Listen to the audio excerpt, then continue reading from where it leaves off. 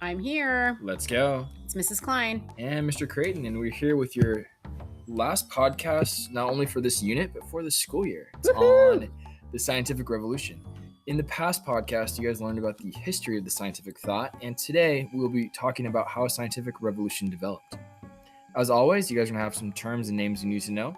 There are 4 of them: scientific revolution, heliocentric, universal gravitation, and the scientific method. Remember, when you hear this sound, it means you just heard a vocabulary term. All right, you guys, we've got a big idea as well. The big idea for this particular unit is revolutionary ideas have a continued impact on societies and government. And a couple of essential questions. The first one is, do ideas from the past shape the present? And the other essential question, how did the Enlightenment have long-lasting effects on people's ideas about government, economics, and society? All right, you guys, the first section is called New Scientific Theories. You can follow along on pages 503 and 504. Be thinking of this question as you're listening. What new ideas did scientists develop? During the late Middle Ages, humanism started to influence scholars. Eventually, they began to question classical scientific ideas and Christian beliefs. This new spirit of questioning the accepted views of the world became known as the scientific revolution. In the 1500s, scholars began to look at old scientific beliefs in a different way. A Polish astronomer named Nicholas Copernicus challenged Ptolemy's geocentric theory. Copernicus reasoned that the stars, Earth, and other planets revolved around the sun. This view is called heliocentric, or sun-centered. A German astronomer named Johannes Kepler later used mathematical laws to prove Copernicus's theory. The Italian scientist Galileo made many scientific advances. These advances challenged classical ideas. For example, some of Galileo's findings supported Copernicus's ideas. But Copernicus's view went against official church beliefs. And as a result, church leaders forced Galileo to publicly declare that Copernicus's ideas were false. In the late 1600s, the English scientist Sir Isaac Newton formed a new theory. This theory stated that all physical objects were affected by the same force, gravity. This natural force tends to draw objects toward each other.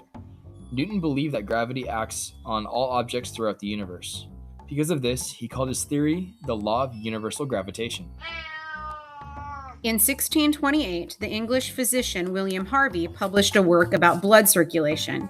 He accurately described how blood circulates or moves through the body. Should be able to answer this question, you guys. How did Copernicus's view of the universe differ from Ptolemy's? Our next section is new scientific inventions. You can follow this in the old textbook on page 505. The question you should be thinking about: what new inventions help scientists make more precise observations and measurements? In the 1670s, the Dutchman Anton van Leeuwenhoek built a microscope. Using the instrument, Leeuwenhoek saw a tiny moving matter in fluids. This matter he called bacteria. In the early 1600s, Galileo invented the thermometer. This instrument measures changes in temperature. About 100 years later, the German scientist Gabriel Fahrenheit made the first thermometer that used mercury. He also created the first formal temperature measurement system. I know, I'll just let you guys know, next year when you're in 8th grade, one of your 8th grade science projects is usually making a Galileo thermometer. So you get an opportunity to be able to do that in 8th grade science. In 1643, Evangelista Torricelli invented the barometer. This instrument measures the pressure of the Earth's atmosphere. Later, scientists used the barometer to predict the weather. The question you guys should be able to answer right now: why might instruments such as the microscope and thermometer be useful to scientists? All right, the final little section, you guys, is called the scientific method. You can find this on pages 506 and 7. And think of this: what new ways of viewing the universe did philosophers propose? Frenchman René Descartes believed in questioning long-held beliefs. He also believed that every idea should be doubted until it had been proved through reason. Descartes argued that God created 2 realities. The first was physical reality. The other was the mind, or what people think.